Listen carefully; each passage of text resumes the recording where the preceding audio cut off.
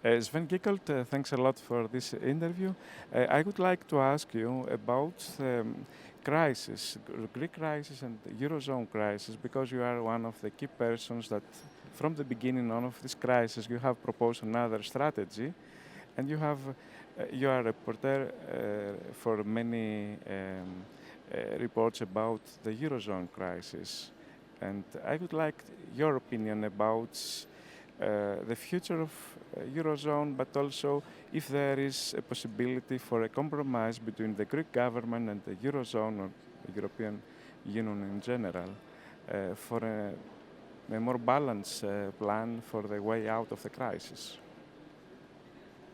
Well, first of all, I would like to say that I think that it's a wrong impression which is often given in the rest of Europe that there is a Eurozone which is on the way of growth and positive development and a Greek problem. Mm-hmm. In fact, there is still a structural problem with the Eurozone as a whole.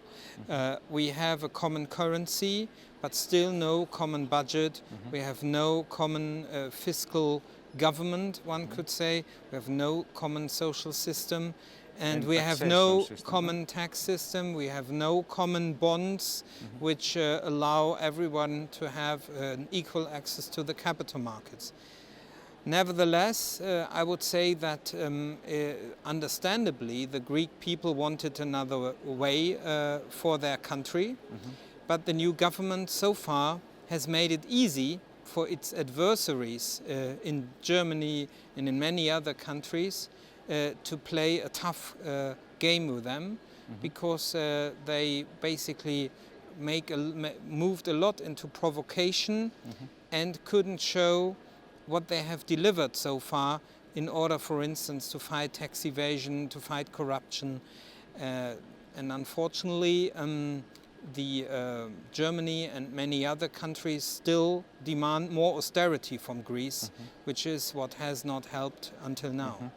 The Greens have proposed a Green New Deal strategy about economy, about job creation, about the enhance of social cohesion.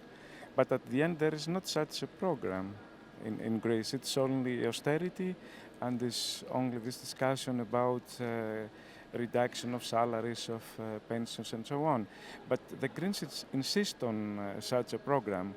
Do you believe that through this Juncker package, is there any possibility for such strategy, or because you criticize as Greens what is this package? It's a real investment package or something else?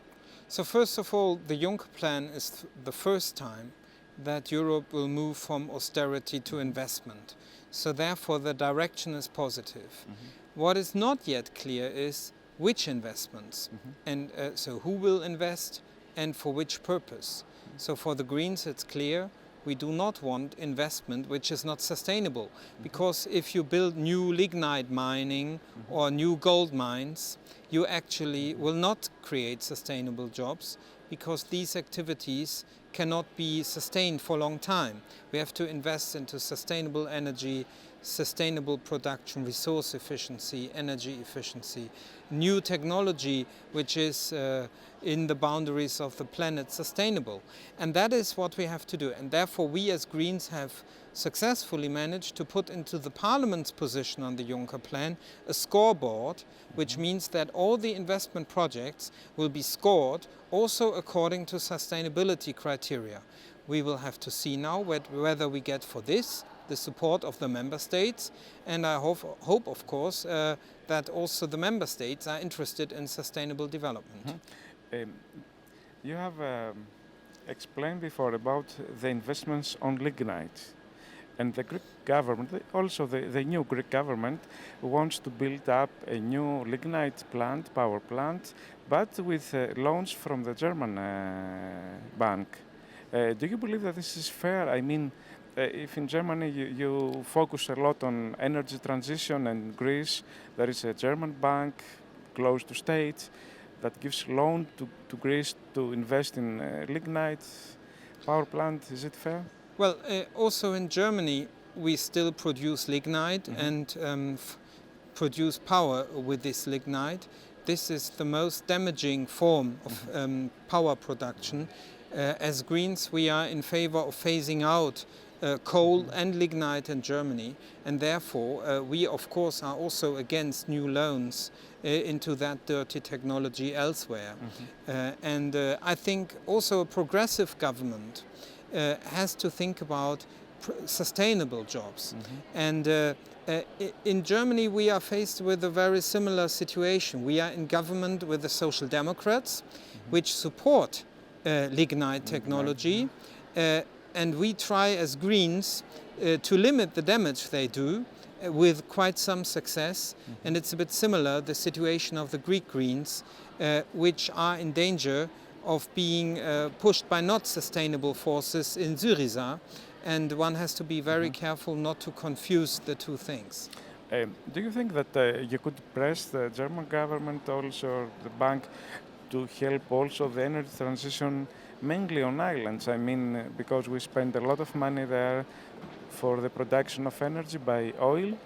It's something like 1 billion euros per year, and instead of investing in other non-sustainable energy forms, then we could support the energy transition, and we could create jobs there, or we could support the local economy through a green investment plan on islands. Well, it's very clear that we as Greens are in favor that development banks and also the Juncker plan, which will be managed by the European Investment Bank, do not put their money into dirty production but in sustainable systems. So therefore we are against the German KfW bank to fund coal and lignite outside of Germany, and we are also in favor them to put their resources into sustainable production.